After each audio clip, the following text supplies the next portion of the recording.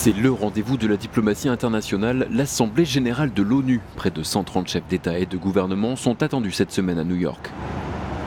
De nombreux représentants de l'Union européenne vont faire le voyage. Bruxelles compte bien rappeler son attachement au multilatéralisme à l'heure où les États-Unis semblent se replier sur eux-mêmes.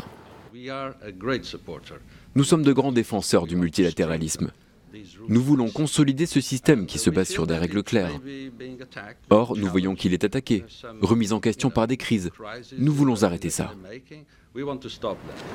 L'imprévisible Donald Trump est attendu cette semaine à New York avec circonspection par ses adversaires comme ses alliés. Après avoir menacé de détruire totalement la Corée du Nord l'an dernier, le président américain devrait évoquer l'Iran à la tribune des Nations Unies. Les États-Unis sont généreux, a rappelé l'ambassadrice américaine à l'ONU, Nikki Haley. Ils le seront toujours avec ceux qui partagent nos valeurs, ceux qui travaillent avec nous, pas avec ceux qui veulent nous mettre à mal et qui détestent l'Amérique. Accusé de déstabiliser le Moyen-Orient, l'Iran est devenu la bête noire de Washington. L'administration américaine se dit prête à rencontrer des responsables iraniens cette semaine à New York, mais elle assure que Téhéran s'y refuse jusqu'à présent.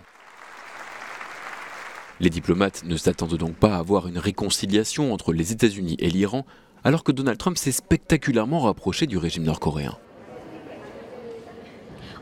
L'Assemblée générale peut-elle aboutir à une diplomatie constructive, se demande notre correspondante. En 2015, Barack Obama a profité de cet événement pour encourager les dirigeants du monde à s'engager pour les accords de Paris sur le climat. Ce mardi, tout le monde aura les yeux rivés sur Donald Trump. Michela Monte da New York per Euronews.